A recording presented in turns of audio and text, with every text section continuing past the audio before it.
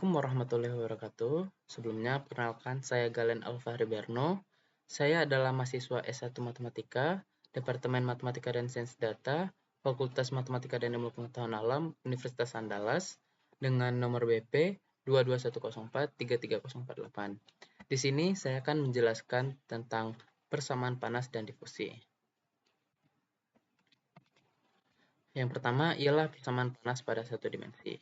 Persamaan panas adalah persamaan diferensial parsial yang menggambarkan distribusi panas dalam suatu benda atau sistem. Persamaan ini digunakan untuk memodelkan bagaimana panas menyebar dan berubah dalam ruang dan waktu, di mana itu Ux, T sama dengan temperatur panas di titik X pada waktu T. Dengan menggunakan hukum kekekalan energi, maka kecepatan perubahan energi panas oleh waktu sama dengan aliran atau perubahan terus-menerus yang bisa kita sebut dengan flux yang melalui batas, ditambah dengan sumber panas. Yang bisa kita tulis juga dengan do per do T, Cx rho X, Ux, T, sama dengan min do Q kecil per do X, ditambah Q besar X, T.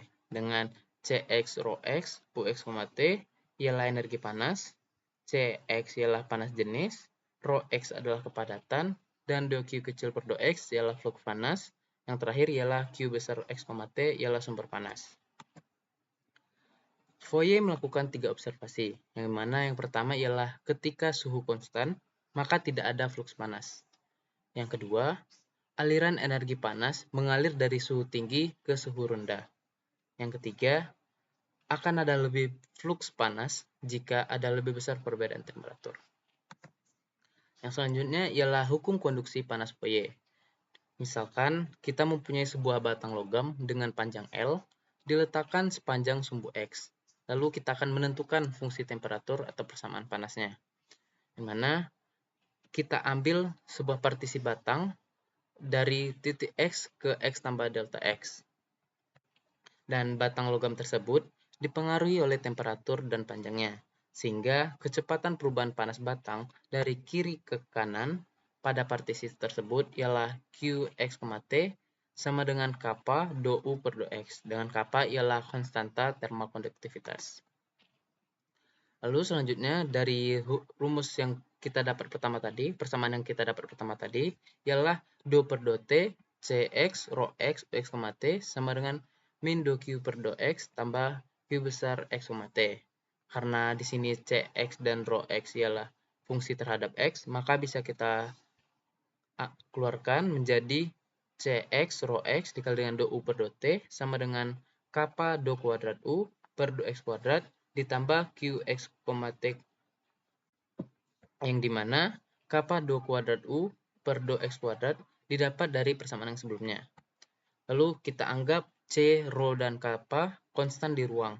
Maka didapat persamaannya do U per do T sama dengan kappa per C rho dikali dengan do kuadrat U per do X kuadrat ditambah dengan 1 C rho dikali Q besar dan dengan kappa per C rho ialah X alpha kuadrat yang dimana alpha kuadrat ialah konstanta thermal diffusitivitas dan Q sama dengan 0. Maka kita dapat persamaan do U per do T sama dengan alpha kuadrat UXX atau UT sama dengan alpha kuadrat UXX yang dimana persamaan tersebut ialah persamaan panas. Nah, selanjutnya ialah persamaan difusi satu dimensi. Persamaan difusi atau hukum Fick kedua dan persamaan panas atau hukum konduksi panas Fourier memiliki bentuk matematis yang serupa karena keduanya menggambarkan fenomena perpindahan.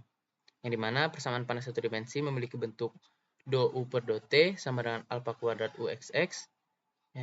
Yang persamaan difusi satu dimensi memiliki persamaan do C besar per do T sama dengan D do kuadrat C besar per do X kuadrat. Dengan C besar X ialah konsentrasi zat pada posisi X di waktu T dan D ialah koefisien difusi M kuadrat per S atau per second. Hukum Fick pertama menyatakan bahwa flux partikel atau bisa kita sebut dengan J itu sebanding dengan gradien konsentrasi. Maka kita dapat persamaan J sama dengan min D do C besar per do X.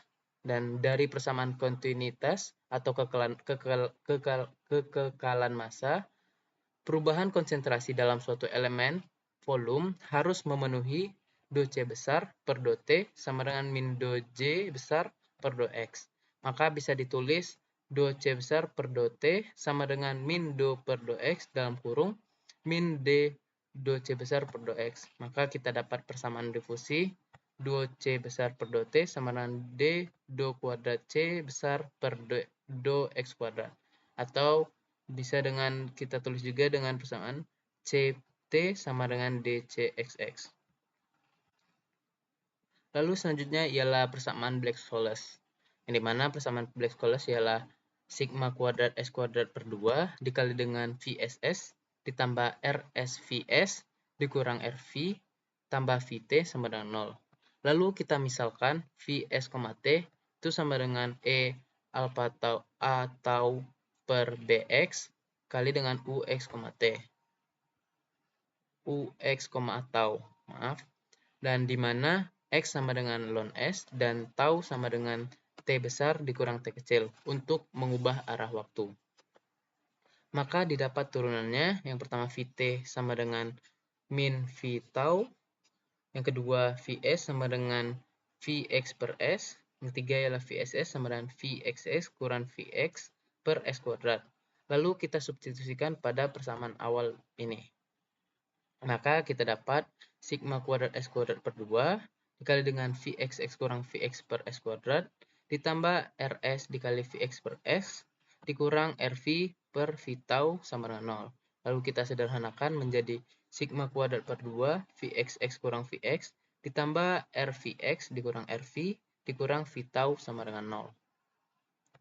Lalu kita gabungkan suku-suku serupa, lalu kita susun ulang. Maka didapat V tau sama dengan sigma kuadrat per 2 Vxx ditambah R min sigma kuadrat per 2 Vx dikurang Rv, di mana Vx, tau sama dengan EAX tambah B tau dikali dengan UX, tau. Lalu kita hitung turunan dari V, maka didapat V tau sama dengan dou per dou T E pangkat AX tambah B tau dikali dengan U sama dengan E AX tambah B tau dikali dengan BU ditambah U tau. Lalu Vx sama dengan dou per dou X E pangkat dikali dengan E pangkat AX tambah B tau U sama dengan E AX tambah B tau AU tambah UX. Yang terakhir ialah Vxx yang dimana itu EAX tambah B tau dikali dengan A kuadrat U tambah 2AUX tambah UXX. Lalu kita substitusikan ke persamaan awal di atas ini. Lalu kita bagi kedua ruas dengan EAX tambah B tau karena eksponensial tidak akan bernilai 0. Maka didapat BU tambah U tau sama dengan sigma kuadrat per 2 A kuadrat U tambah 2AUX tambah UXX ditambah R min sigma kuadrat per 2 dikali dengan AU plus UX dikurang dengan RU.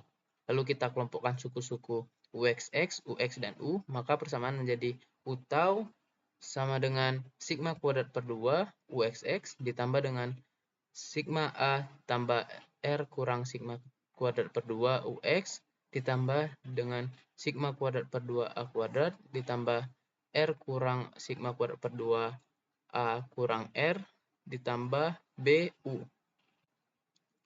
Lalu agar persamaan menjadi bentuknya U tau sama dengan sigma kuadrat per 2 UXX, maka koefisien dari suku-suku UXX, UX, U harus bernilai 0.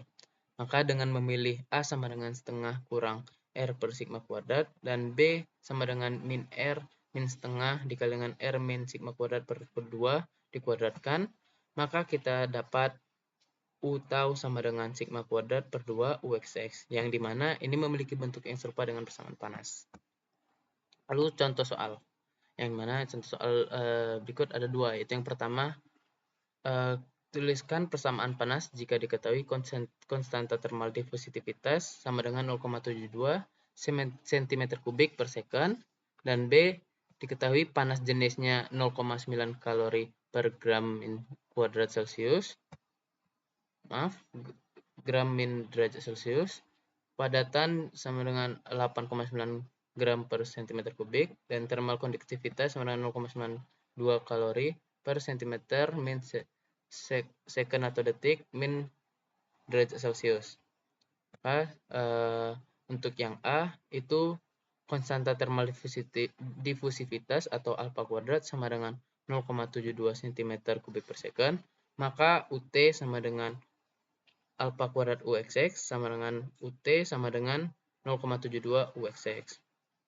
Yang kedua, panas jenis atau C sama dengan 0,9, kepadatan atau Rho sama dengan 8,9, thermal konduktivitas atau kappa sama dengan 0,92, maka kita dapat persamaannya itu UT sama dengan kappa per C kali Rho sama dengan C kali Rho UXX sama dengan UT sama dengan 92/801 UXX. Nah, kesimpulannya itu yang pertama, persamaan konduksi panas diturunkan dari prinsip dasar kekekalan energi, yang dimana perubahan energi panas dalam suatu volume dikaitkan dengan aliran panas yang masuk dan keluar dari volume tersebut. Kedua, persamaan difusi atau hukum V kedua dan persamaan panas atau hukum konduksi panas Fourier memiliki bentuk matematis yang serupa karena keduanya menggambarkan fenomena perpindahan. 3. Persamaan Black-Scholes juga bisa diubah menjadi persamaan panas. Dan yang terakhir, untuk pengaplikasian dari persamaan panas ini, itu secara garis besar bisa digunakan dalam bidang ilmu pengetahuan dan teknik, termasuk fisika, teknik mesin, ilmu material, dan bahkan biologi. Sekian yang bisa saya jelaskan pada kesempatan kali ini. Saya ucapkan maaf jika saya ada salah kata, jika ada penjelasan yang kurang jelas, maka saya cukupkan. Saya ucapkan terima kasih banyak. Assalamualaikum warahmatullahi wabarakatuh.